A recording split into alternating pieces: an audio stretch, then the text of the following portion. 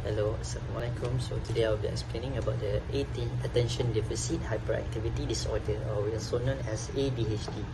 And also I will be explaining about the learning disability. Right, let's move on. So we'll start with the definition first. So actually the ADHD is most common childhood neurobehavioral, and it is heterogeneous behavioral disorder of uncertain cause, which usually happens in the early stage of childhood, but then it can be persist until adulthood. So it is the diverse behavior of behavior disorder. All right. So what are the main symptoms of the ADHD? So it actually exhibits the first one, the three most important things, which is inattention, hyperactivity, and also impulsivity, which cause activity daily life will be interrupted, will be hard for our ADL. So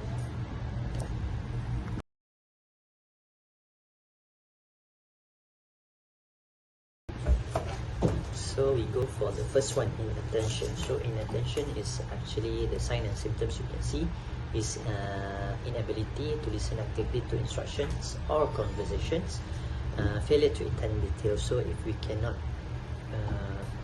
maintain our attention to listen actively, so that's come the second one, which is the failure to attend detail of the informations. And the third one is difficulty in sustaining attention during play. So it is very hard for them to sustain their attentions during play. They will be not focused. So the fourth one is difficulty in organizing tasks, and lastly is avoidance of tasks that require sustained attention, because for them it is very hard for them to sustain their attentions.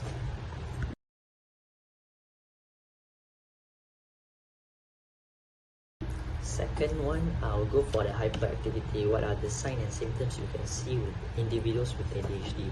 So you can see the individual with ADHD will be fidgeting, inability to sit when remaining seated is expected.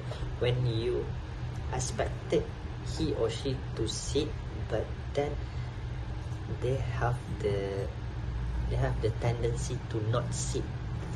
Inability to sit when remaining seated is expected. That are the meaning of that. And then the third one, difficulty playing quietly. It will be very noisy. And then excessive talking, non-stop talking.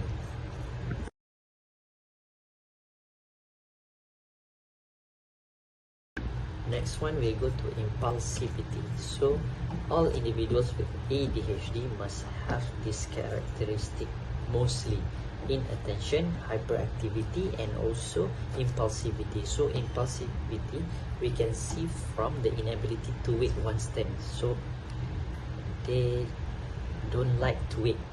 And then the second one is the frequent interruption, and last one is blurting out answer before a question is asked. So impulsive, the individuals with ADHD is very impulsive, very hyperactive, and also hard to focus, inattention.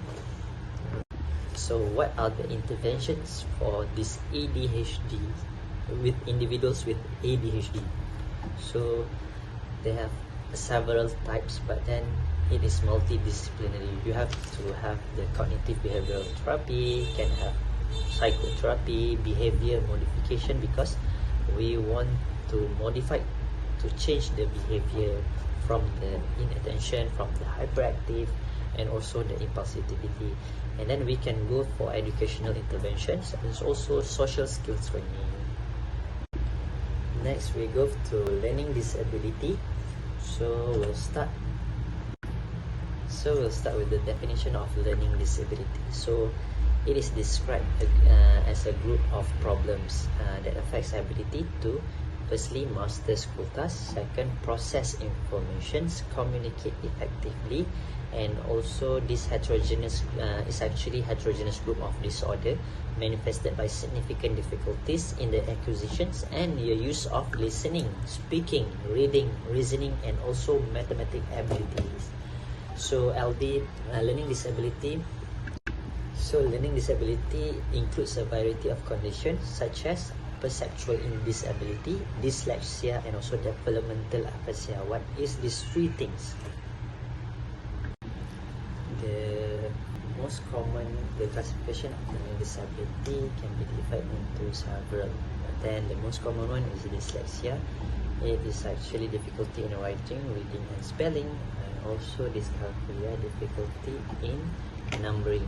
So it's actually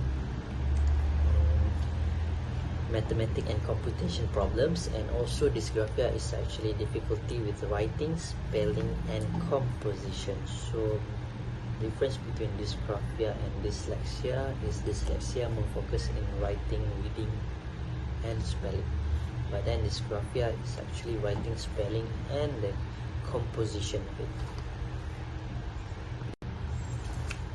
So it may be the behavior may display any number of behavior. So one of it is disorder of motor functions, and then educational disorder, attention and concentration. So based on these three things, disorder of motor functions, so this include disorder both of motor skills and motor activity level. And then based on the educational disorder, it can occur in one or more academic subjects, related educational skills that are often limited or delayed. And then the third one is disorder of attention and concentration. Example of this disorder may include short attention span and other attention deficits, restlessness, impulsivity, and motor and verbal preservation. The fourth one will be disorder of thinking and memory, and this type of disorder are characterized by difficulty with abstract reasoning and concept formations. The fifth one is problem with speech and communication. So in these cases, the child may show difficulty shifting topics of conversations, difficulty with small talk. And for the sixth one is auditory difficulties. So auditory difficulties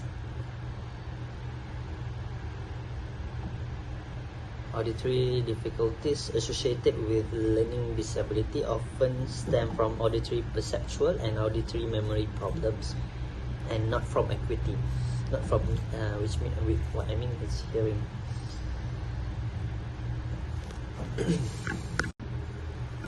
Last but not least, on number 7 is sensory integrative and perceptual disorder. So this one often have various sensory integrity and perceptual disorders. So many of the children have difficulty with laterality and directionality concepts.